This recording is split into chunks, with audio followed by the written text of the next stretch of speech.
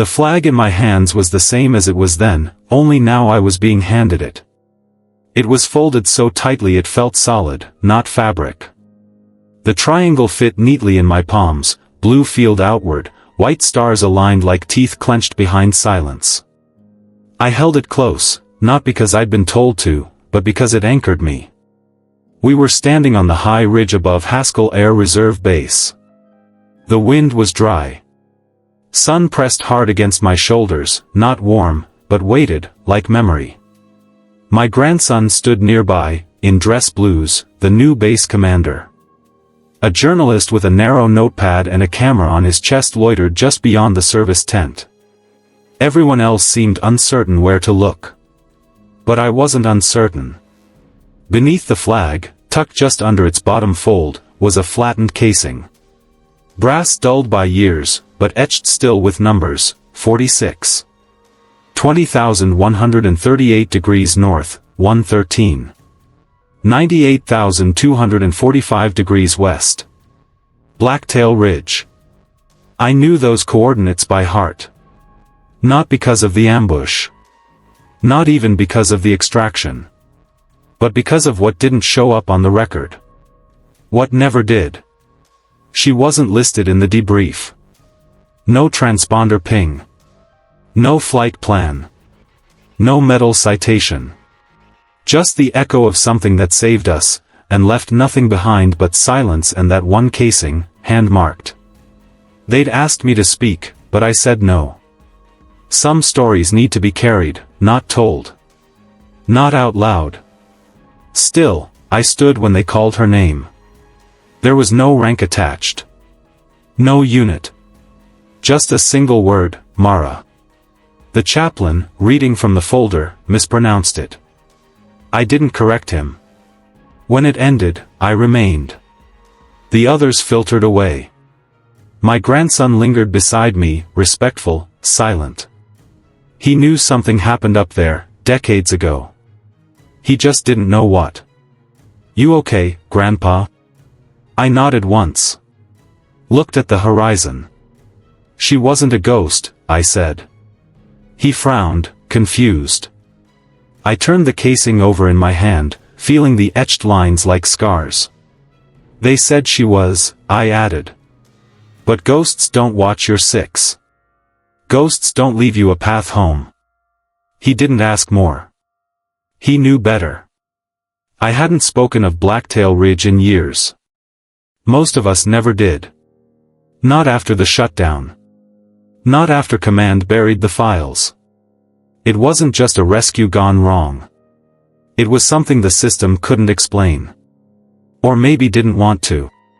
She didn't wear a uniform that day. Not a regulation one. She flew without orders. Appeared without clearance. And vanished before anyone could stop her. But she didn't vanish from us. Not from me. I still see the way she came in low, hugging the ridge line, like a shadow with purpose. The sound of her cannons, the sudden halt of enemy fire. And then, the silence. A silence I've carried ever since. Heavy, precise. Like the casing in my hand. Like the flag pressed firm against my chest. It wasn't about bravery.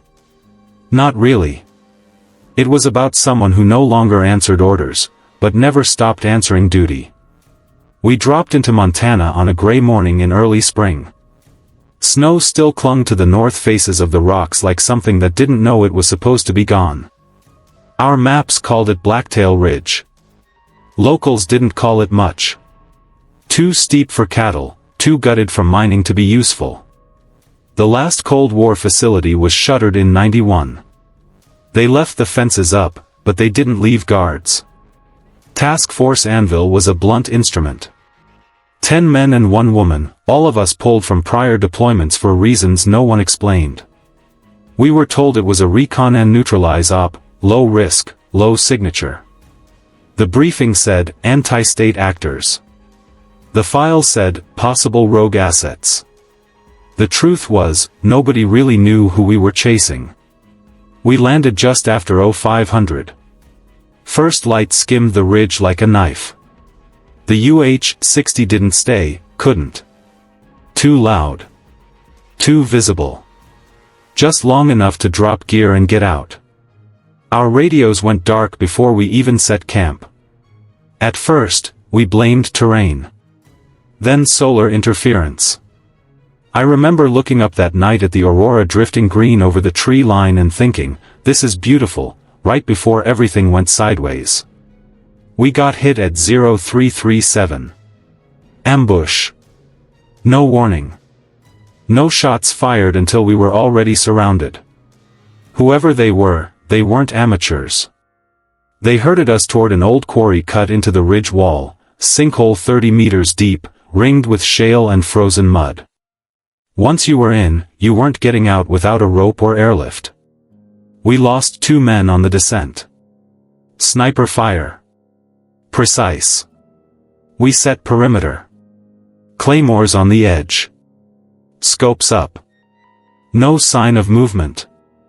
Just shapes at the ridge, watching. No way to call out. Satcom was gone. The portable repeater shorted on power. Our UAV was rerouted mid-flight, diverted to priority diplomatic corridor. Later, we'd find out it was covering a state official's motorcade in Europe. No air support.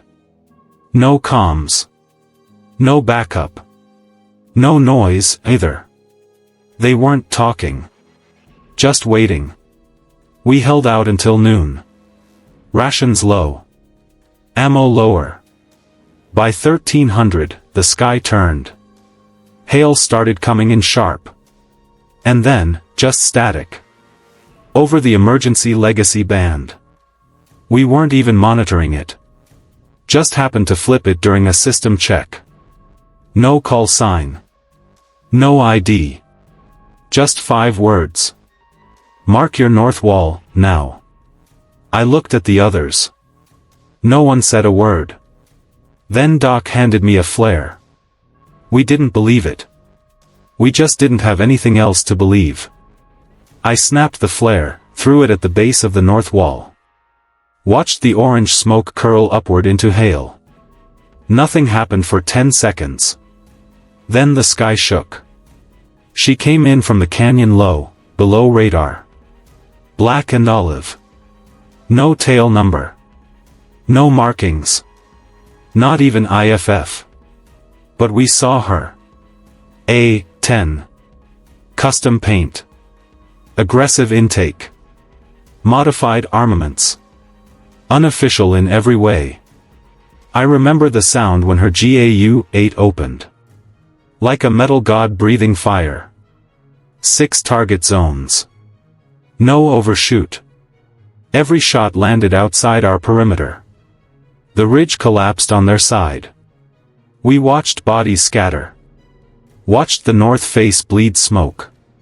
She peeled west. Never turned. Never slowed. Just vanished. We stayed quiet for hours after. Not fear. Not shock. Just awe. And questions. Who sent her?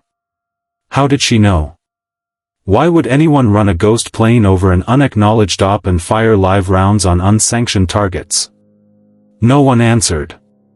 We climbed out just before dark using a ravine blown open by her strafing run. The bodies were gone. Not evacuated. Not fallen. Just gone. But at the base of the north wall, we found something. Embedded in the rock. A casing. Flattened by heat. Etched with coordinates. Not the ones we'd used. Not our drop zone. A second location. A fallback route we never filed. Never transmitted. She'd already known. Command went quiet after that. We didn't get a medevac. Didn't get a recovery team. Just a short burst over encrypted line, abort mission. Debrief at base. No explanation. No acknowledgement. Just extraction coordinates that led us 5 clicks east through terrain we never surveyed. When we finally hit the rendezvous ridge, a contractor bird was waiting, gray and dull, the kind of chopper that doesn't exist on manifest. No crew names. No unit insignia. We boarded without questions. We were too tired to ask. 3 of us had burns. One, Specialist Navarro, had a concussion and blood pooling behind the eyes. He passed out before takeoff. We strapped him in with zip ties and a belt. Back at Haskell, we were processed without ceremony. Medical first. Then individual debriefs. Mine lasted 8 minutes. They asked no questions about the strike. Didn't mention the aircraft. When I brought it up, the officer shifted in his seat and said, "We'll review all combat logs." I leaned forward. There were no logs. She wasn't in the sky sheets. No IFF. No friendly radar. That was a rogue strike. Someone needs to explain it. The man blinked slowly. There was no friendly air support during your engagement. I waited. He said nothing else. Just stared. Then who saved us? I asked. He glanced at the corner of the room, where a red light blinked over the recording panel. This debrief is concluded. I sat there another 10 seconds before I realized he wasn't bluffing. They were closing it. Our injuries were logged as training collateral. Our mission report was sealed. We were told not to discuss Blacktail Ridge. We didn't argue. Not because we agreed, but because we knew the look of buried ops. We'd seen it before. A political layer above command, a denial on paper that protects the wrong people. But we had the casing. She'd left that much. Etched by hand. Same coordinates she'd used to breach the ridge. No name. No squadron. Just that one action, save the trapped, vanish into sky. Navarro never flew again. His vision blurred permanently.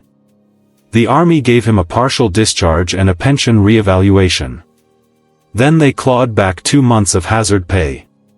He didn't contest it. Doc Breyer put in for reassignment after the mission. Got transferred to Joint Task 5, intel work. I saw him once 2 years later. He was thinner. Didn't shake hands. Just looked at me and said, "You ever figure it out?" I said no. He nodded like he already knew that. After the strike, there were rumors.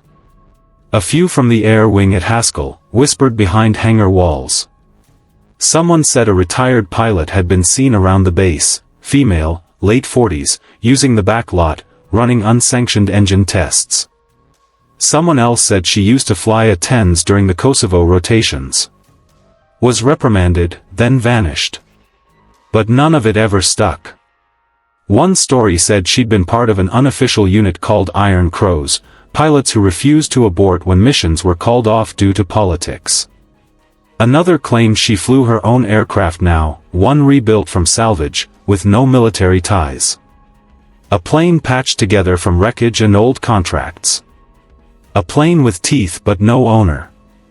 Every tale ended the same. She showed up when no one else would. Disappeared before thanks could be spoken. Saved people who were written off. The system didn't believe in her. But the people she pulled out? They did. We said she was a ghost. But that's not true. Ghosts don't mark coordinates. Ghosts don't know your fallback before you even declare it. Ghosts don't choose. She did. She chose us. That's not myth. That's intent. We never spoke about her again. Not officially. Not in reports. But late nights in barracks, over bottles we weren't supposed to have, someone would bring her up. Quietly. Remember that bird? Yeah. The one without a call sign. Someone would always say, maybe we imagined it. But we didn't. You don't imagine 6 synchronized blast sites timed to the second. You don't imagine a gun run that never crosses your line. You don't imagine feeling your breath return because something flew straight through fire and didn't miss once. That's not fear. That's presence. She wasn't a rumor. She was a decision. And someone made it. Specialist Harris, who barely spoke, was the one who first said it plainly. She wasn't a ghost. She was a witness. We looked at him. He nodded to himself. Someone who saw. And came anyway. That stuck with me. Because that's what it felt like. She didn't appear out of nowhere. She was already near. Waiting. Watching. And when everything fell apart, when nobody answered our calls, when command rerouted our eyes in the sky, she answered. Once, after the debrief silence, I went to the edge of the base hangar at night. I found an old technician, smoking in the dark. He didn't turn when I approached. I asked, "You ever seen a bird fly without IFF?" He flicked ash from his hand. "All the time," he said. I waited. "Usually, they're ours." That was all he said. But I kept going back. Weeks passed. Then one night, he handed me a box. "Left behind," he said. No tag. No paperwork. Inside was a flight glove. Left hand. Torn at the knuckle. Inside the cuff, stitched in red thread, was a hawk. Not a patch. Not embroidered. Threaded directly into the lining, small, exact. Like someone marking their armor, not for show, but for memory. He didn't say anything else. I kept the glove. In my gear trunk, wrapped in oilcloth. We weren't sure who she was, but that hawk, that symbol, started to show up. Scratched into ammo crates. Burned into wood at a test site in Nevada. Someone painted it onto the nose cone of a drone during training. They said it was for luck. Even new recruits whispered it, if it all goes to hell, maybe the hawk shows up. It wasn't a unit. It wasn't a legend. It was something else. A contingency no one could explain, but everyone hoped was real. Not rescue. Not retaliation. Something older than orders. We started calling her Mara. The name came from nowhere. No origin. Just a whisper. No one claimed to invent it. Mara. The one who came when everything else failed. Not assigned. Not summoned. Present. Just that. When the smoke cleared, she didn't return for thanks. She didn't circle. Didn't hover. Just one low pass across the quarry, slow enough for us to see the underside of her bird, angled plating, matte black, burn-scored edges. No ID. No squadron. No emblem. But for a moment, as she banked left toward the gorge, we saw it. Just behind the nose. A small figure stenciled into the hull. A hawk in mid-dive. Not military issue. Not art. Something done by hand. She vanished down the canyon before anyone could blink. No contrail. No heat plume. Just gone. Later, after we returned to base, we found a mark on the compound wall. Concrete scorched by heat. The same hawk. Scorched into stone. A signature. I kept thinking, who had the authority to move without orders, fire live rounds, run coordinated strikes without a single fratricide? No one. Not by doctrine. Not by regulation. And yet, she did. And when we checked the logs? No record. Not even a whisper. The logs were clean. Too clean. No air activity registered within 100 miles. Nothing above or below radar. And still, we were alive. She didn't save us for glory. She didn't save us because someone signed off on it. She saved us because something inside her said, these ones don't get left behind. 2 weeks after the incident, I received a package. No return address. No postage. Just a flat parcel on my cot, wrapped in brown wax paper. Inside, a single casing. Not new. Fired. Weathered. Etched by hand with a second set of coordinates. Not the strike zone. Our secondary extraction. The one we never used. The one we never shared. She'd known. Before we knew we'd need it. That was the moment I stopped doubting. That was the moment I understood, she wasn't improvising. She was already prepared. She'd been tracking the op long before it fell apart. Maybe she saw it coming. Maybe she'd seen it happen before. It didn't matter. What mattered was that she acted, not with approval, not with credit, but with precision. And then she disappeared. No medals. No name. No mention. But from then on, we watched for the hawk. You started seeing it in strange places, etched into the corner of training manuals, carved into ammo boxes, inked into forearms. Among special units, her name became something passed in silence. Not Ghost Hawk, like the unconfirmed file buried in the Black Archive. Just, Mara. Never shouted. Never said in briefings. Just whispered, when things went truly wrong. You'd hear someone mutter it like a prayer. If things go bad, real bad, maybe Mara shows.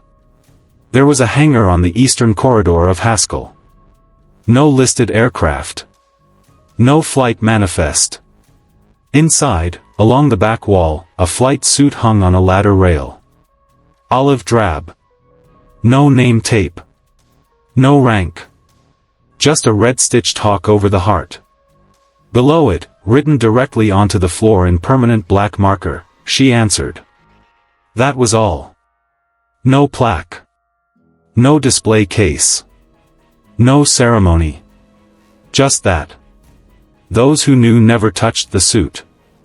They walked wide around it. Some left their own pieces nearby, a broken compass, a chewed-up sidearm, a letter folded in plastic. Offerings, almost. She was gone, but not absent. Not to us. And when new soldiers asked, we told them carefully. Not everything. Just enough. That there was once someone who didn't wait for permission. Who answered when the rest of the world looked away. Who flew without glory, and vanished without demand. We told them. If you're cornered, and no one's coming. Look for the hawk. There was never a formal record. No DD-214. No flight history. No citation. But there were traces. A tech in Nevada swore he once calibrated an A-10 with non-standard targeting firmware, logged under a false serial that didn't match any known aircraft.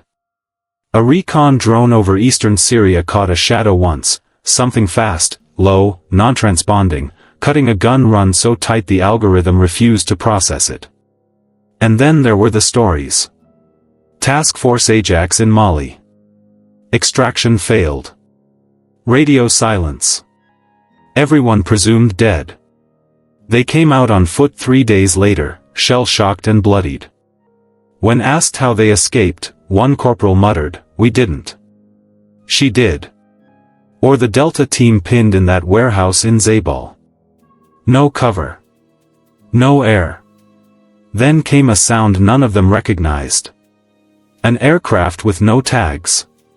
Cannons that only fired once, and only at the roof. The enemy fled.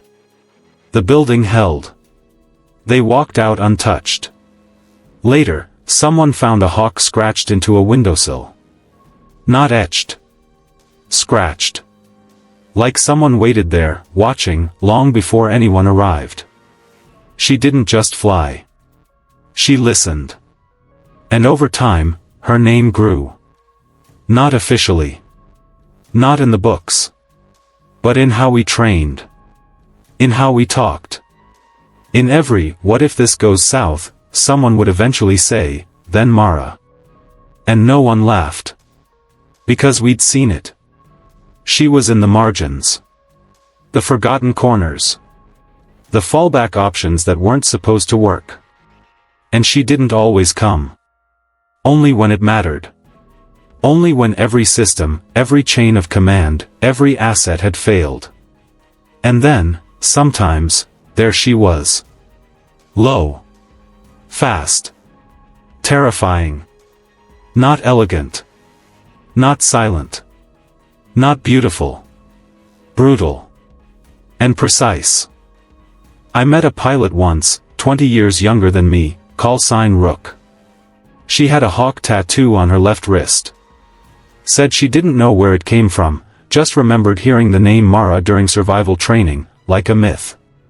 Said when she was stranded in a mountain pass, frostbite setting in, hallucinating, she thought she saw a plane overhead. No sound. Just shadow. Said it pulled her up. Got her moving again. She never saw it again. Didn't need to. Years after Blacktail Ridge, I went back to the quarry. Alone. The landscape had healed. Mostly. The blast scars were softer. The shale regrown with lichen.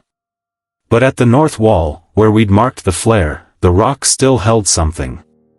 The casing she'd left behind.